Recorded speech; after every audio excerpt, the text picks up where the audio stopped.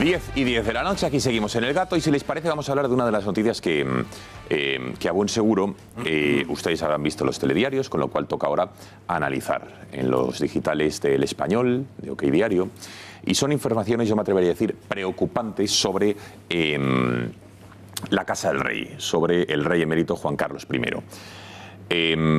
Lo cierto es que en España, como saben, hay determinadas campañas. Los partidos políticos están determinados en acabar con la monarquía, en volver a una república. Aquí, desde luego, el debate va a ser, y creo de verdad que la información es relevante como para explicarla en antena, porque considero que el rey emérito, de ser cierto todas las grabaciones que hoy se han hecho públicas de la que fue su expareja, o la que fue su pareja, a día de expareja, Corina, esta empresaria, que en una cita con el excomisario Villarejo, que saben ustedes, por cierto, que hoy está en prisión preventiva, otro, desde luego, otro que habría que tratar aparte, propiciado ese encuentro por el empresario Juan Villalonga, en Londres, en el año 2015, se reunieron con ella, con la expareja del rey, y grabaron la conversación. Supuestamente Corina no sabía que estaba siendo grabada. Y dejó varios titulares interesantes y preocupantes sobre lo que es la imagen del rey. En primer lugar, afirma que tiene cuentas en Suiza y que Juan Carlos I utilizaba como testaferro a un primo suyo para ocultar patrimonio en el extranjero, en Suiza. Esto tampoco es nuevo. Habría que hablar de Fasana, habría que hablar de la cuenta Soleado, habría que hablar de los Pujol. Es decir, aquí hay mucho de lo que hablar al respecto. Dice también que la utilizaron a ella para poner propiedades en Marruecos que le habían regalado al monarca a su nombre y afirma estar viviendo una auténtica pesadilla. Vamos a escuchar el relato y después lo analizamos. Alba Vila, muy buenas noches, Gonzalo. Desvelada, como dices, una conversación que tuvo lugar en Londres en el año 2015 entre el comisario José Manuel Villarejo, el empresario Juan Villalonga y la amiga del rey emérito Corina. Vamos a ver los principales asuntos de los que se habla en este encuentro. Corina confiesa que Juan Carlos I posee una cuenta en el paraíso fiscal por antonomasia, Suiza, y de una parte de su patrimonio en el extranjero ocultas bajo la identidad de su primo Álvaro de Orleans de Borbón y del abogado suizo Dante. Han puesto algunas cosas en nombre de su primo, es Álvaro Orleans de Borbón, que también vive en las cuentas de banco en Suiza, que no han, they didn't come back in the amnesty, les han puesto a su nombre. A su nombre. Entonces ahora están tratando que yo pase estas cosas a Álvaro, a través de Dante. Están haciéndome la guerra, porque yo no quiero, I don't want to commit a crime. La amiga entrañable del rey, tal y como ella se define, también muestra sus quejas sobre que los servicios secretos españoles, el CNI concretamente, asaltaron su oficina en Mónaco en el año 2012 y que incluso le robaron diferentes documentos. Bastante testigos. Ya ves que ese tipo secuestran en Mónaco, sí, en la oficina, sí. Eso ha sido visto por gente. Y puede decir que se habla mucho en Mónaco y que la chica que lleva mi oficina todavía trabaja para el príncipe, que han llegado estas cosas al jefe de seguridad del príncipe, que habían venido la gente del CNI de España, que ella ha sido delante de ella. Corina también asegura durante este encuentro numerosas presiones. Los testaferros del monarca pusieron a su nombre propiedades sin que ella fuera consciente. Después exigían que se lo devolviese, algo que Corina no ha hecho por miedo a cometer un delito de blanqueo. Yo estoy viviendo una pesadilla enorme porque lo han hecho con 2 o 3 cosas y están poniendo muchísima presión de, por ejemplo, mandarle dinero o darle cosas. Eso es blanqueo, pero claro, blanqueo. Y que yo, si tú me pides, ¿me puedes hacer un favor? Quiero hacer esta transacción, pero te necesito en el medio para no sé qué. Y tú dices, sí, es tu responsabilidad. Claro. ¿De acuerdo? Claro. Si tú te levantas por la mañana y alguien te llama y te dice, ay Juan, tú tienes un terreno en Marrakech. Dentro de todos estos supuestos negocios del rey, Corina también cuenta con especial detalle uno de ellos, el de Marruecos. Habla de cómo se orquestó todo. Vean. No te la conté nunca, porque para mí es muy... mí él no me conocía de nada, me conocía de 2 reuniones. Y cuando voy a comer con él, me dice, es que estoy así, me tiene atado completamente. Y me mencionó el tema de Marruecos. Y dice, sí, claro, es que el terreno ese se lo ha quedado ella. Dice eso. El del rey, el de Marrakech. Mira, es un film que se llama Dante Canónica. Entonces, este Dante Canónica, por ejemplo, le han puesto en contacto con el número 2, la persona del rey de Marruecos. Montan una estructura que se llama X. El director es el Dante Canónica. Ponen una propiedad dentro de la estructura. Sí. Hacen como un contrato de venta, entonces parece todo perfecto. Claro, no pueden decir que el beneficiado es el otro, ¿no? Claro. Entonces, sin decírmelo, me lo ponen. Y después dicen, esta no quiere volverme la cosa, pero si yo lo hago, es money laundering, es blanqueo. Estas conversaciones, insisto, reconoce las cuentas en sucia del rey Juan Carlos, no a su nombre, a nombre de Álvaro de Orleans Borbón. Detalla incluso viajes, desde esta cuenta se hacían pagos del rey Juan Carlos, viajes por ejemplo a Estados Unidos, desde Torrejón de Ardoz, donde pagaban esos billetes, esos viajes desde esta cuenta. Dice incluso que el director del CNI, esto lo dice Corina, le amenazó a ella, a sus hijos, que entraron en su domicilio en Mónaco, lo registraron de una manera ilegal, se llevaron documentación. ¿Qué os parece lo que acabamos de ver? Muy grave, la verdad es que... ¿Grave, has dicho? Sí, me parece tremendamente grave porque bueno, hablamos de distintas variantes y además yo creo que estamos ante la punta del iceberg de algo muy grande y con consecuencias, la verdad es que absolutamente imprevisibles, ¿no? De entrada, vamos a ver qué revelaciones salen mañana, porque estoy convencido de que van a salir más, ¿no? Para seguir, creo que a partir de aquí se abren varias líneas de investigación. La primera, no creo que sea muy difícil que un juez, mediante una comisión rogatoria, pida información a Marruecos para ver de qué tipo de finca estamos hablando y si existe o no existe esa finca. También creo que se abre otra derivada, o que por lo menos estas revelaciones resucitan un concepto, tú lo has apuntado ahora, Gonzalo, que es el de la famosa cuenta Soleado, investigada en el marco de la investigación del caso Gürtel, ¿no? Claro. La cuenta Soleado, para que nos entienda la gente que nos está viendo en casa, es una estructura financiera ubicada en Suiza, en la banca suiza, donde siempre se sospechó que había cuentas de grandes fortunas españolas. Bueno, Corina, en esa grabación, uno de los nombres clave que cita es Dante Canónica. Dante Canónica es una persona que trabajaba con Arturo Fasana, que fue la persona... Fasana viene a España en septiembre, que eso también va a ser interesante a declarar. A declarar, correcto. No es la primera vez que declara, además, en el marco de las investigaciones del caso Gürtel. Es la persona que diseñó la estructura financiera de Soleado, que entre otros llevaba a Francisco Correa, el cabecilla de Gürtel, ¿no? Entonces, me parece que es otro hilo del que poder tirar.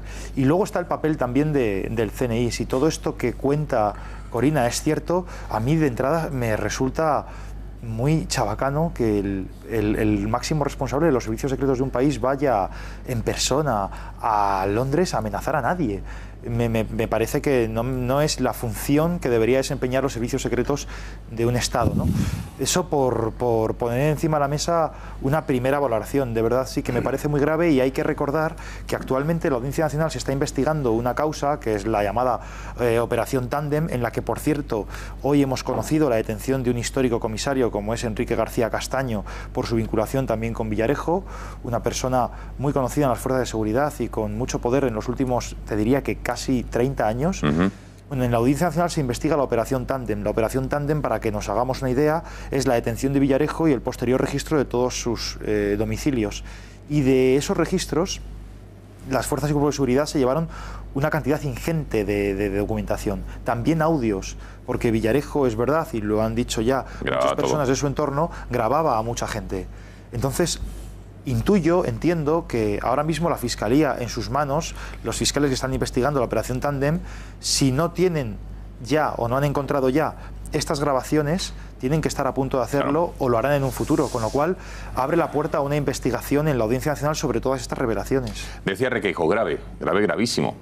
Pero ¿hasta qué punto estas declaraciones, acusaciones que hace Corina, son verosímiles teniendo en cuenta el contexto. 2015, Londres, reunión con el comisario Villarejo, con el empresario Villalonga. 2 años antes, o 3, creo que fue en el 12, se acaba la relación cuando se revela la famosa cacería de Botsuana.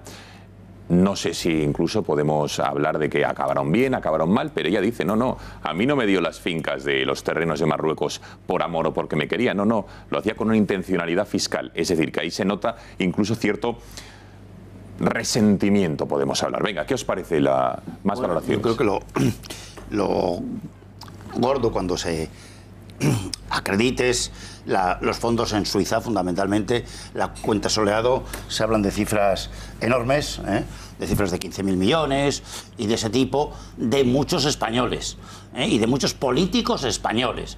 Eso es de lo que se ha hablado de la cuenta Fasana, ¿no? Dante era uno de los números 2, yo creo, del propio Fasana, y atendía a grandes cuentas en Suiza, ¿no? El tema de Marruecos, en lo que profesionalmente yo conozco, te diré que tiene muy poco valor el suelo inmobiliario. Sí, algunos edificios, pero por el valor de la construcción, donde se construye a la tercera parte de valor de España, como mínimo en sitios prime. O sea, no le veo ninguna relevancia inmobiliaria, y he participado en varias inversiones y transacciones asesorando a clientes de consultoría en Marruecos. Ya lo sé al milímetro, vamos. Y ya todo lo que no sea Casablanca y la capital, olvídate. Pero vamos, en la cornís, o sea, solo en la cornís de Casablanca. Lo demás, vamos, valor ínfimo, o sea, menos que, ¿qué quieres que te digo yo? Pues la cuarta parte de Málaga, eso es un valor que puede ser de referencia, ¿no? En los sitios prime. No a nosotros vale, la vivienda vale a 300 euros, ¿qué me estás contando? Es un metro cuadrado. O sea, es que eso no le veo valor. Veo valor el tema financiero, es decir, el tema de la cuenta Soleado debería tener el Estado español, porque lleva mucho tiempo. ¿Quién han estado ahí? ¿Cuáles son esas cifras? Porque si son 15... Se habla de los Puyol incluso. Sí, de mucha gente, y políticos, y exministros, y expresidentes de comunidades, de eso se habla. Los nombres están ahí, si los nombres los sabemos. El tema son las pruebas, porque en temas financieros hay que tener las pruebas, amigo. Pero una cuantía de esto... Y es complicado, ¿no? Esas pruebas, Balbás. Una cuantía de este tipo tiene un daño al Estado español, independientemente de la corrupción, del 40% o del 50% de coste fiscal. Solo el blanqueo de eso vale el 40 o el 50%. O sea, vamos a suponer que es dinero legal de las transacciones de arte y de las grandes relaciones de asesoría internacional que hacían no sé quiénes, ¿no? Pues, no obstante, el coste para un residente español que en ese momento ha producido el dinero para la fiscalidad española, pues es el 50 o el 40%, querido, independientemente de la corrupción, que no me meto. Y la cuenta Soleado es una de la más tapada siempre, de la más tapada, porque Suiza ha soltado ya su información fiscal y la deberíamos tener. Yo creo que tenerla tienen. El tema es que la enseñen, porque tenemos derecho a saber los españoles quiénes tienen ahí el dinero y quiénes han evadido esas cantidades, porque eso se llama fraude fiscal. Venga, Jordi, ¿más opiniones? Bueno, evidentemente estamos ante una situación extremadamente grave. Extremadamente grave. A ver, la grabación evidentemente es una filtración interesada en un contexto donde el señor José Villarejo pues está en prisión incondicional y donde se está viviendo una situación que yo creo que podría ser una verdadera amenaza a las instituciones del Estado. Una especie de pseudo-chantaje, es decir, a ver, que esto se haga público tiene una intencionalidad. Una grabación en el año 2015 donde prácticamente Corina hace una relación de aquellas informaciones que pueden hacer daño en ese momento ya al rey emérito, ¿no? Y que por lo tanto tenía una función de tener una especie de seguro. Y si salen ahora es por un motivo. Por lo tanto, el contexto es importante y lo que puede significar de amenaza a las instituciones del Estado es evidente, y que eso está dentro de un juego que yo desde luego desconozco, pero que a amor de haber visto muchas series y películas, pues podemos imaginarnos a qué se refiere. Eso es un tema. El segundo, bueno, hay que saber si la relación íntima entre la corona y Corina iba más allá de la relación de amistad íntima, sino que era más allá. Y entonces, si esto realmente es cierto, estamos ante una situación extremadamente grave. ¿Por qué? Pues porque hay que saber no únicamente si las afirmaciones, no sé si teatralizadas o no, de la grabación son ciertas, pero si de serlo, ¿cuál es el origen de ese patrimonio? Claro. ¿Cuál es el origen? Porque claro, el dinero no se crea de la nada. El dinero o se tiene familiarmente o se recibe. ¿Tienes la respuesta a esta pregunta que te formulas? No, yo no lo sé, la pero, tienes. pero creo que es relevante, porque claro, estamos hablando de unas relaciones de una persona con el rey de España, que en principio eran de amistad íntima, por seguir con el eufemismo, pero que parece que no, que iban más allá, que hay una relación prácticamente bueno, y ella a sí misma se reconoce como un testaferro, ¿no? Y que por lo tanto, si uno está testaferro de algo, es porque hay unos recursos, unos ingresos, unos bienes que tienen que desviarse, y esos bienes no surgen de la nada, vienen de algún sitio, ¿no? Entonces, ¿cuál es el origen de eso? Eso es interesante. ¿No? Y claro, pero es que el origen de todo eso, la figura clave, la rótula, es la jefatura del Estado, o la persona que la había ostentado. Una jefatura del Estado cuya legitimidad no es solo la constitucional, sino además la de un comportamiento ejemplar. Entonces, si la legitimidad de la jefatura del Estado hereditaria es justamente su necesaria ejemplaridad, y vemos que se puede derivar de investigaciones que espero que, no sé si la Fiscalía General debería iniciarlas, pero desde luego ante cualquier afirmación así de cualquier ciudadano, agencia tributaria y la maquinaria del Estado se pondría en funcionamiento, llegue personalmente hasta el final. Claro. Bueno, el final. Interesantes reflexiones y también interesantes las preguntas que ha dejado Jordi en el aire. Enseguida, Eduardo y Fernando Paz, tenemos que hacer una brevísima pausa de publicidad, pero antes conectamos con Beatriz Fajardo. Bueno, aquí seguimos, 10 y 28 de la noche, hablando de estas grabaciones, estas filtraciones de la conversación entre Corina. El apellido no me atrevo a decirlo. ¿Cómo es el apellido, Eduardo? Tú que pronuncias bien el alemán. No, bien. Bueno, Corina, sabemos, la conocemos todos, la ex pareja del rey emérito, de Juan Carlos I, que se han filtrado hoy. Se grabaron... ¿Qué? Sí, lo dices. ¿Cómo lo digo? O sea, no lo era. Una amiga íntima. Bueno, oye, pues, perdona, yo puedo tener una pareja, pero no tiene por qué ser mi novia, puede ser una amiga íntima, bueno, en cualquier caso. Amiga entrañable, se definió a sí mismo ella en una entrevista al Mundo en el año 2013. Pues vamos a dejarlo ahí. Amiga entrañable, ¿no? Abriendo y cerrando comillas, de Juan Carlos I. Se reconoció, se conoció, se dio a la luz pública esta relación en la cacería en Botswana del año 2012, y en el año 15, en Londres, le grabaron la conversación, que es los extractos que le acabamos de poner. Venga, valoraciones de lo que supone, porque desde luego es un auténtico bombazo. Eduardo, Fernando. Como os veo muy eufemísticos a la hora de buscar la palabra que defina el tipo de relación de que no es lo importante, ¿eh? Sí, Eduardo, lo importante no es eso, lo importante es el lenguaje es fundamental. Lo que importa son las cuentas. Se han llamado siempre cortesanas. Y Jordi daba una clave que es la relación de cortesana con el rey, derivada número uno, la relación económica. Esto es algo que se ha dado siempre, todos los reyes con sus cortesanas, bueno, pues han tenido una relación, además financiera, la célebre Pompadour de Luis XV, en fin, esto es algo común en las casas reales, no solo la española, en todas las casas reales. Vamos a ver, en la transición se hizo lo que se llamó el Pacto de los Editores, que popularmente se le conoció en los medios de comunicación como el Pacto de la Bragueta. El Pacto de los Editores consistía en ocultar, porque había que presentar a Juan Carlos como si fuera una suerte de Juana de Arco rediviva, había que presentarlo de tal guisa para que los españoles, bueno, pues admirasen a su rey en ese periodo de la transición, y construir una imagen del rey que esos mismos editores que firmaron ese pacto sabían que era falsa. Porque las pulsiones económicas y financieras y las pulsiones amorosas de Juan Carlos eran vos populi desde que era cadete. Desde que era cadete en la Academia General Militar de Zaragoza. Entonces había que construir una imagen que ahora se ha destruido. Pero se ha destruido por la propia conducta del rey Juan Carlos, mantenida oculta por los medios de comunicación españoles tan libres, tan democráticos. Se ha mantenido oculta durante 30 años. Y cuando se ha dado el pistoletazo de salida, y yo creo que ha sido, esto tiene una trascendencia política gravísima. Vamos a ver, esto sale, a mi modo de ver, por dos cuestiones. Una vendetta de Villarejo, que es un pájaro de cuidado, un pájaro de mucho cuidado, y el discurso de Felipe VI frente al separatismo catalán.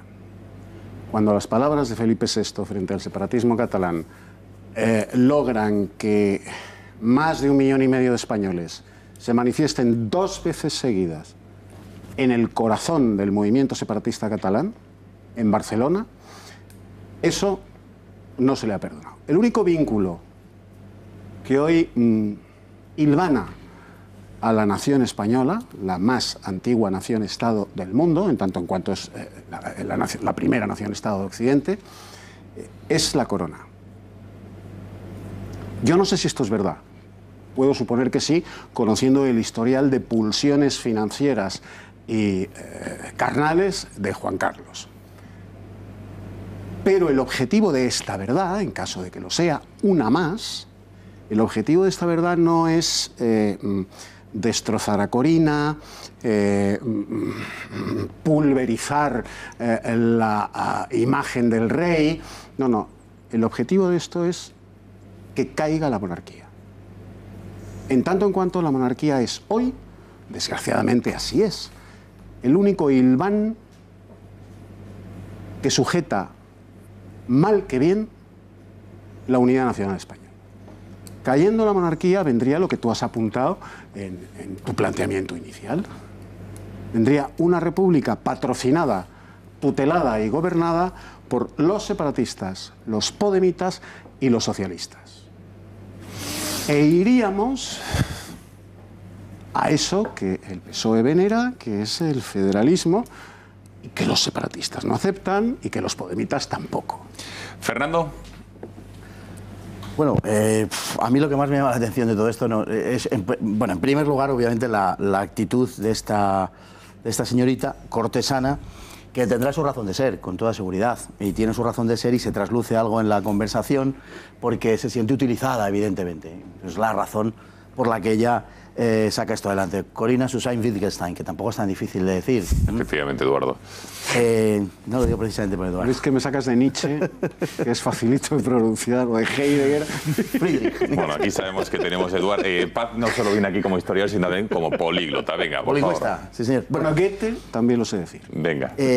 Bueno, yo creo, aquí hay dos cosas. En primer lugar, lo que revela, y lo que revela, lo que está poniendo de manifiesto es una corrupción muy generalizada en las altas esferas de la sociedad española y, por tanto, en las altas esferas del régimen. Es una realidad que ha existido desde hace mucho tiempo y que, como Eduardo ha dicho, no voy a abundar en eso porque él lo ha expuesto magníficamente, viene siendo silenciada, ocultada desde hace décadas, para construir una imagen de una determinada casta política, financiera y mediática, que es sobre la que se sostiene todo este tinglado y, en su cúspide, el monarca emérito.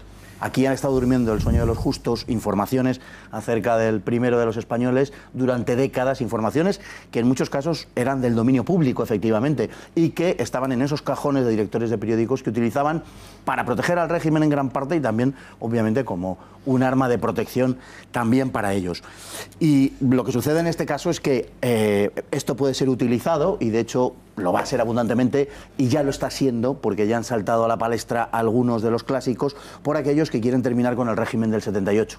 Es una evidencia, y en manos de alguien como Villarejo, esto es pues como darle un mono a una Gillette. Entonces, es algo terriblemente peligroso. Es algo muy difícil. Yo dudo también de que Villarejo solo tenga esto o que esto sea lo más fuerte que tenga. Dicho de otro modo, ¿crees que puede tener más?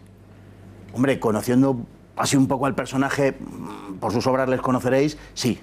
Esto está buscado. A mí, la conversación está buscada. A ver, evidentemente. Requeijo. Yo creo que estamos diciendo cosas en general muy interesantes, y ahí coincido con algunas cosas que han dicho, en el sentido de que nos lo ponen muy difícil a gente que, por ejemplo, yo, a pesar de mi juventud, reivindicamos el mal llamado régimen del 68. Y digo mal llamado porque se le da una connotación como de continuismo con la dictadura, cuando yo creo que no fue así. Pero es verdad que nos lo están poniendo difícil, porque hay una figura que era totémica de la transición, un héroe del 23F, sobre el que se había construido un relato positivo de una campechanía, de un señor inmaculado, y los últimos años, ya una decreciente popularidad. ¿El 23F? ¿Dices? Digo el relato oficial, luego, el relato si oficial. quieres, Eduardo, entramos es la misma mentira que el relato actual. Bueno, por Eso favor, es otra de las mentiras de consenso. El papel de Juan Carlos oficial en el 23. Lo que quiero decir que luego, si queréis, discutimos los matices, es que había una idea generalizada sobre el rey. Que en los últimos años su popularidad había descendido, eso probablemente le fuerza a la abdicación, pero yo creo que habiendo rumores como los había, efectivamente, creo que la información de hoy marca un antes y un después. Y me preocupa en tanto en cuanto afecta a una figura que yo creo que sigue siendo fundamental, que es la de la monarquía en este país actual, y que, por cierto, se va a comer, dicho pronto y mal, Felipe, que en principio no es responsable de lo que presuntamente, según estas grabaciones, hacía su padre. También quiero llamar la atención sobre la función de, en este caso, el periodismo. Lo apuntaba Paz en el sentido en el que muchas veces siempre había habido una especie como de inmunidad para la Casa Real.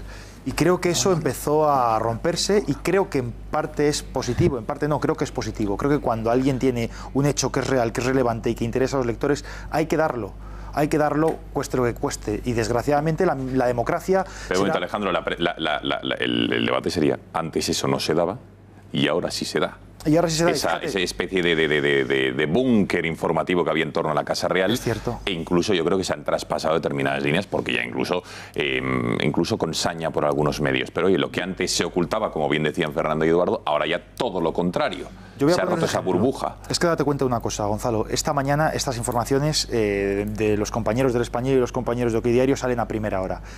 Y palabras como Corina o palabras como Juan Carlos ya eran trending topic en un país que ya no atiende tanto a ese formato, llamémoslo establishment si queréis, de los medios de comunicación tradicionales. Es decir, mientras que ya todo el mundo estaba hablando en sus móviles, en el metro, yendo a trabajar, y eso se reflejaba en una red social como es Twitter, había muchos medios que todavía se resistían a entrar en esta información. Luego han entrado prácticamente todos, ¿no? Lo que quiero decir con esto es que eso también está cambiando, y creo que tenemos que tenerlo en cuenta.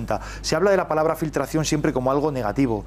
Yo, mira, voy a contar una cosa personal. Yo he trabajado durante mucho tiempo con una de las personas que ha dado la información, que es Daniel Montero. Y voy a hacer quizá una confesión, pero es así. A mí hace ya mucho tiempo, Dani me dijo, tenemos que investigar una cosa en Marrakech. Y hasta ahí puedo leer. O sea, esto no es una cuestión que de repente tú pases por allí y te llame alguien y te diga, toma, un regalito de Navidad. Hay que estar ahí, sí, sí. Es decir, hay un trabajo previo de cultivar una fuente, de estar detrás, de trabajarlo. Y por eso quiero poner en valor también el mérito periodístico que tiene el haber publicado esto, que salvo que alguien venga y lo desmienta, que están tardando los aludidos en hacerlo, creo que es relevante, creo que es importante y creo que es interesante para los lectores o para los ciudadanos. Por eso poner en valor lo que es, bajo mi punto de vista, también un mérito periodístico. Bueno, yo creo que ha quedado claro. No sé si hay alguna reflexión más, porque me gustaría que tenemos mucho... Venga, pues telegráficamente, por favor, Balbás, Jordi y Fernando, y cambiamos asunto y nos vamos a hablar de Cataluña. Venga. La operación, desde luego, que tendrá segundas y tendrá más ampliaciones, puede ser que tenga, como es lógico, ciertas implicaciones políticas y lobbies políticos que van contra la jefatura del Estado que representa la monarquía en España, aunque ya dejó ser, ahora es rey emérito hace 4 años. Ya su hijo es otra personalidad, incluso mundial y de otro tipo, ¿no? Claro, las 3 personas que hay ahí, bueno, pues son un exempresario que estuvo en Telefónica, un comisario de policía, que bueno, pues es un comisario de policía, y Corina, que es una amiga íntima del rey. Tampoco es que ahí estén negociando cosas de la nación. Ahora lo que hace falta es las pruebas, sobre todo del canal del dinero. Ese sí que está claro, porque sí que siempre se ha dicho que Juan Carlos, pues en negocios con los árabes, en el petróleo, que debe ser verdad, que les tenía, no, pero bueno, será fuera de España y podían ser hasta legales y legítimos, ¿me entiendes? Eso, yo no tengo papeles, hay que tener los papelitos. Eso siempre se ha dicho. La operación del AVE de la Meca, pues no deja de estar en la Meca y se ha defendido empresas españolas. Y Corina dijo, que ya lo dijo varias veces, que fue Moratinos quien lo indicó. O sea, que en fin, aquí cada uno, que era el ministro de Exteriores, en ese momento también defendiendo los intereses de España. O sea, es una operación de 7.000 millones, que yo creo que con complementos es más dinero, ¿no? Y ya está hecha y perfectamente bien hecha. O sea que eso nos da prestigio. Ahora, la operación contra el Estado es la que el Estado tiene que defenderse si tiene fundamentos distintos de las de el fraude fiscal o el blanqueo de capitales, que eso es un delito. Que si hay dinero, no solo este señor, sino todos, o sea, porque todos son iguales ante la ley. Sobre todo en los temas de dinero, hoy no se puede permitir un Estado democrático que es expolíticos o expresidentes o es lo que sea, tengan dinero del Estado, que el coste del Estado es el 40%, independientemente de la corrupción, que ese es otro delito, ¿eh? A ver, solamente hablo del fraude fiscal. Jordi y Fernando, venga. Bueno, yo, en primer lugar, quiero y espero que se investigue, saber si esto es cierto y espero que se demuestre falso. Yo quiero que quede claro. O sea, quiero que quede claro. Sé a lo que te refieres, pero bueno, claro. Quiero que se investigue y quiero que se demuestre que esto no es más que las palabras de alguien que tiene como objeto contribuir a una de dos, o a su autoprotección o a colaborar en un chantaje al Estado. Lo que sé se sabrá. ¿Vale? Pero quiero que se investigue y personalmente espero que se demuestre una acusación o un montaje. Bien. Porque si de no ser así, es evidente que no podemos negar que esto va a tener un recorrido, va a tener un impacto sobre la institución. Claro. Es inevitable. O sea, esto no, por mucho que uno se llame monárquico, defienda la institución, defiende la monarquía y la jefatura del Estado, es evidente que si se acaba determinando que hay certezas y verdades en lo que se dice, evidentemente esto pone en cuestión una etapa de tiempo que donde el rey de España puede haber tenido pues comportamientos, digamos, como mínimo cuestionables. ¿Por qué? Pues mira, os voy a poner un ejemplo. Yo estoy convencido que las acciones de la jefatura del Estado antes y de ahora tienen como objeto potenciar las industrias españolas, el comercio español. Sí, pero mira, ¿sabes lo que pasa? Cuando Ronaldo se vende a la Juventus, todos sabemos que tiene un intermediario que se vende y cobra un porcentaje, ¿no? Entonces claro. Aquí parece que ese es el trabajo de la Casa Real, ¿no? Trabajo, no es a cambio de una comisión, no es a cambio de nada, es su obligación, porque para eso está. Ojo, es que yo, de verdad, yo no vivo en medio no vivo en un palacio, no vivo en medio de la sierra madrileña, no voy por el mundo en first class, ¿no? ¿Por qué? Pues porque mira, no soy Borbón. Bueno, pues si eres Borbón y resulta que este Estado nos hemos convenido que es una monarquía parlamentaria donde los hijos de la rama Borbón pues va a tener esa jefatura para siempre, pues hombre, como mínimo tiene que cumplir con sus obligaciones. La primera, ejemplaridad. Ejemplaridad en el comportamiento personal, pues en el privado, también te digo, en el privado y en el público. Porque de no ser así, tienen que rendir cuentas como cualquier otro ciudadano. Porque lo que son es porque hay 46 millones de españoles que así lo han decidido, y a ellos les deben rendir cuentas. Si les han faltado a su respeto, les han faltado a su confianza, pues evidentemente como... Sí, pero Jordi, que esto que está muy bien, pero es que no solo el rey, cualquier empleado público, cualquier miembro de una institución, el presidente del gobierno, un ministro, etcétera. Tiene inviolabilidad. Sí, vale, pero la ejemplaridad en las costumbres, en la vida privada y demás, todos los que tenéis cargos públicos, sin lugar a dudas. Y verdad que los que estamos en esta mesa Fernando, es evidente que siempre exigimos y hemos exigido a los políticos que la tengan. Y hoy en día, desde luego, más que nunca están bajo el control de la ciudadanía y de los medios de comunicación. Oye, pues cualquiera, porque si no, porque yo creo en una democracia de verdad, hombre. Ha quedado clarísimo. Fernando, venga. Bueno, yo lo que decía es que esto viene a poner de relieve una serie de cosas. Es un caso como el caso Pujol o como el de Urdangarín, que lo que pone de relieve no es la corrupción de estos señores en concreto, sino la corrupción de todo un sistema de cosas. Es decir, cuando Urdangarín va pidiendo por las comunidades autónomas a los presidentes y estos le sueltan, es porque ellos saben que ese es el modo en el que se actúa. Y esto es lo que está sucediendo en este caso. Pero la pasta se la llevan ellos. Sí, claro, evidentemente. No, pero ya como, se la han llevado ellos. Claro, pero como todo el mundo, por eso, y nadie la devuelve, pues como todo el mundo sabe, efectivamente la labor de intermediario y comisionista, en este caso, de la persona de la que estamos hablando, ha sido así durante décadas y no creo que nadie lo ignore. La cuestión está en algo también que decía, desde el punto de vista político, decía Alejandro hace un rato, él hablaba del régimen del 78, de su defensa del régimen del 78, es una cuestión personal, pero afirmaba algo con lo que no se puede estar de acuerdo desde un punto de vista neutral, ¿no? Es decir, que el régimen del 78 no tiene nada que ver o no tiene relación con el régimen anterior. Tiene todo que ver con el régimen anterior. Y cuando uno rastrea su legitimidad, llega hasta el 18 de julio del 36, que es donde se produce una cesura histórica. Esa es la razón, exactamente, que tú lo has dicho de pasada, pero esa es la razón por la cual esto se utiliza políticamente. Porque hay quien quiere romper con ese régimen del 78 que tiene, a su parecer, el pecado original de su procedencia franquista, de la casta política y de la propia monarquía, de la propia jefatura del Estado, que es decidida por aquel, es decir, por don Francisco Franco, que estaba con anterioridad. Déjame un matiz rápido, que sí, lo vas a ver claramente. Por poner un ejemplo, el partido político Podemos siempre había tenido a Villarejo como un enemigo público número uno. Esta situación les obliga, claro, en este caso Villarejo es un instrumento útil para su fin último, claro, que es destruir el régimen del 78.